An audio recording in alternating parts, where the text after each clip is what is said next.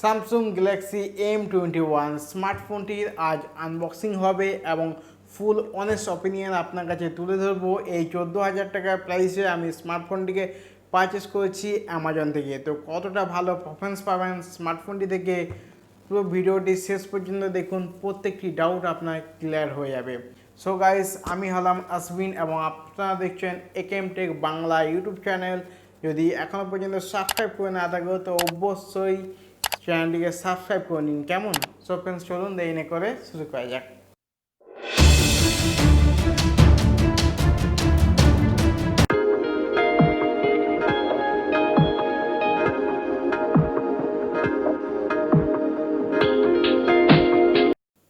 So guys, finally আমাদের beauty M21 যেমন কি তার লুক দেখতে পাচ্ছ, এই হলো তার first look.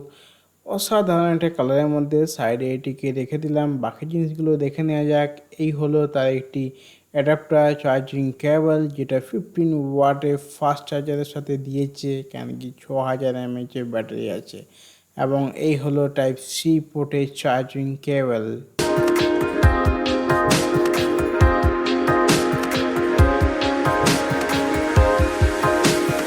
So guys, finally আমি সেট আপ করে নিচ্ছি স্মার্টফোনটিকে। এবং স্মার্টফোনটি প্রথমে যদি তার বিল্ড কোয়ালিটি সম্বন্ধে এবং ডিসপ্লে নিয়ে কথা বলা হয়, তো 6.4 ইঞ্চির একটি বড় ডিসপ্লে দিয়েছে, যেটি খুবই ভালো এবং সুপার অ্যামোলেড স্ক্রিন।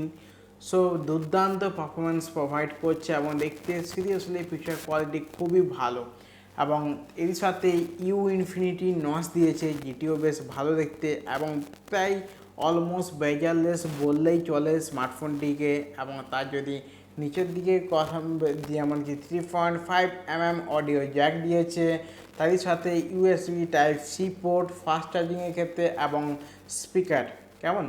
এবং নিচের দিকে যেহেতু স্পিকারটা দিয়েছে, সেহেতু বলবো আমরা যারা গেমিং খেলাতে একটু ইন্টারেস্টেড তাদের ক্ষেত্রে একটু অসুবিধা দেখা দিতে পারে গেম খেলার সময়, কারণ স্পিকারটা ওইখান থেকে তো সাউন্ডটা আসে, সাউন্ডের ক্ষেত্রে একটু এফেক্ট করতে পারে। এবং তারই রাইট সাইডে সিম স্লট পেয়ে যাচ্ছেন, যেখানে একটি মাইক্রো SD কার্ড এবং দুটো ন্যানো সিম কার্ড ইউজ করতে পারবেন।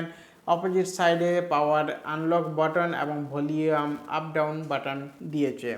এবং ব্যাক সাইডে যদি কথা বলা হয় তো ফিঙ্গারপ্রিন্ট সেন্সার দেখতে পাবেন এবং এর সাথে এটা পলিকার্বনেট ইউজ করেছে, তো বেশ ভালোই এবং ব্লু কালারের মধ্যে এসছে। তো স্মার্টফোনটি বেশ ভালো একটা কালার এবং লুকের দিক থেকে বলবো যথেষ্ট ভালো প্রিমিয়াম লুক প্রোভাইড করে। এবং নেক্সট যে অপশান তা হলো ফ্রেন্ডস তার ক্যামেরা। ক্যামেরাতে 48 মেগাপিক্সেল প্লাস 8+5 মেগাপিক্সেলের ক্যামেরা প্রোভাইড করেছে। 48 মেগাপিক্সেলের ক্যামেরা আমি বলবো যথেষ্ট ভালো এবং এর যে পিকচার কোয়ালিটি অসাধারণ বলা যাবে। এবং এর সাথে ওয়াইড অ্যাঙ্গেল ক্যামেরাতেও পারফরমেন্স অনেকটা ভালো পেয়েছি, যেমন কি আপনারা দেখতেও পাচ্ছেন।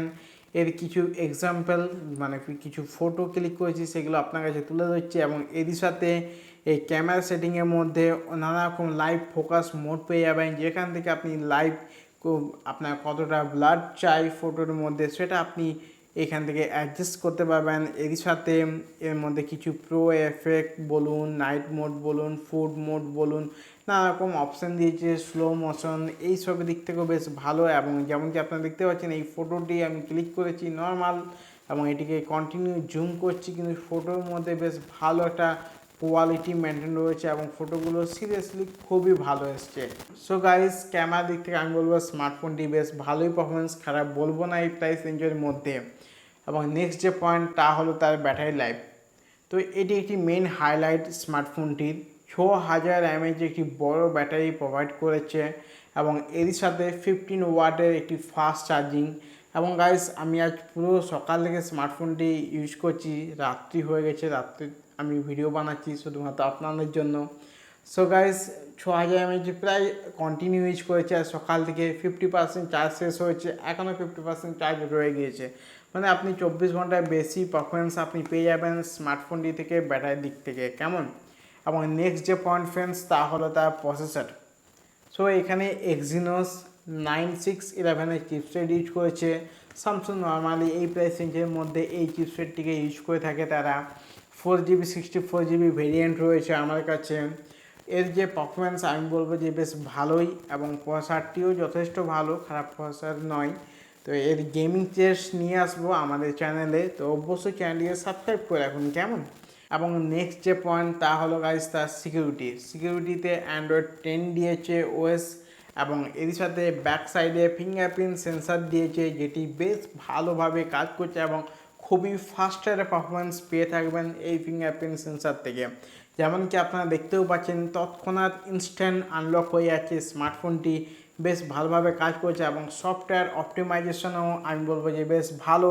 সো গাইস, এই হলো স্মার্টফোনটির অনেস্ট ডিপ রিভিউ। কীরকম লাগলো নিচে কমেন্ট অবশ্যই লিখে জানাবেন।